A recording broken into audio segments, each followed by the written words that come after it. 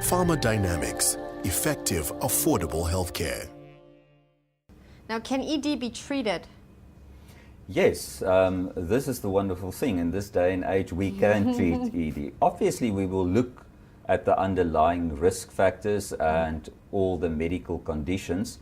So when the man has metabolic syndrome, when he is obese, we will address that and we'll tell him that you need to look at your diet, you need to do more exercise, because diet and exercise per se can also improve erectile function if a man has problems with erections. If there's diabetes, we'll treat the diabetes. If there's hypertension, high blood pressure, we'll treat that. And if there's problems with the cholesterol, we'll treat that.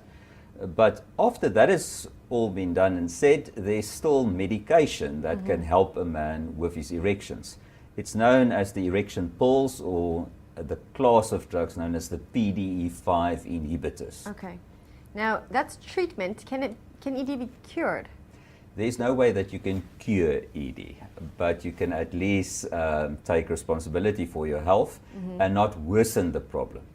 And if you take a tablet for your erectile dysfunction, it's quite successful, these tablets, you know. They work as good as in 80% of cases. Wow.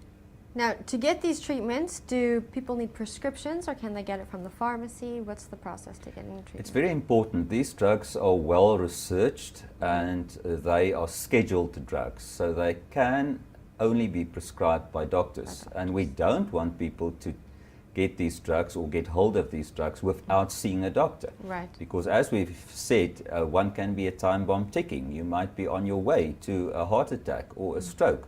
So that is why it should be taken under doctor's supervision. And you should get a prescription.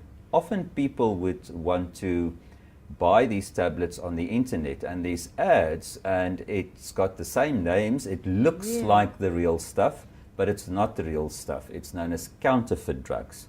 So these counterfeit drugs might have some of the active ingredients that these, what we call ethical drugs, have, but we don't know in what purity and we don't know in what concentration, and it can cause people a lot of harm. On the other hand, people will often go to a pharmacy and want to get an over-the-counter drug for the erectile dysfunction, often known as herbal medication, nutraceuticals. Now, do these work? Well, not really. Okay. There's what we call the placebo effect. If you believe in the stuff, it will work. Right. But these drugs, and I don't even want to call it drugs, but it is registered as food supplements. Okay. So it usually contains vitamins and other herbal ingredients. Our problem is that we don't always know what is not written on the package insert or the box. And there might be other ingredients that's not mentioned that might be very dangerous. And in some of these over-the-counter drugs, they have seen some of the active ingredients of the ethical erectile dysfunction drugs. Again, not in a very pure form and not in the right concentration. So best to consult your doctor, and if you're taking a medication and your friend comes to you and says, oh, I'm having a bit of problems, you shouldn't share. Absolutely not. Good. No, you should see your doctor and it should be taken under doctor's supervision. Okay, great. So the people who do need to take the drugs, how much longer before intercourse should the medication be taken? Now this is also very interesting because the ED drugs, the erection pills, don't give you an instant erection. So you don't pop the pill and have a guarantee of an erection. It just creates the right environment so that if there's a stimulus, and in this country we call it vry, which means petting, smooching, necking, foreplay, there's so many words for it. But you need that before you are able to get an erection. Okay. So you can't pop this tablet and sit on the couch in the chair and your partner asks you, has anything happened yet? Because nothing will happen. That penis needs some support, motivation, attention, and a little bit of stimulation. Now, there are short-acting erection pills that can work as quick as within half an hour after you've taken them.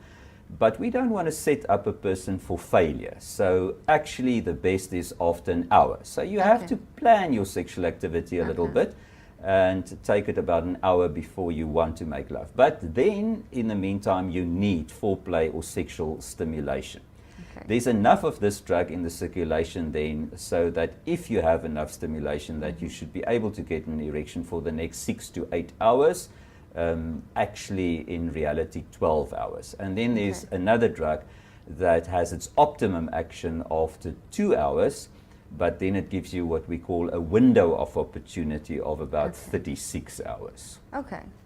Now if the medication that you're prescribed doesn't work, what should you do? So why do people say the medication does not work? Why is there a failure on the drug? It's often because they didn't take it as they should have. It's also because the doctor didn't spend enough time explaining to them how these drugs work, and that, for instance, you need sexual stimulation. And they didn't know it, or they've forgotten that. We also want a guy to take the drug in its highest dose for at least 4 to 6 times before they say the drug does not work, it has failed. Because the first time that you attempt intercourse after you have had problems with erections for 4 or 6 months, you're going to be a bit stressed and worried, and that performance anxiety in that situation is enough to counteract the action of the drug.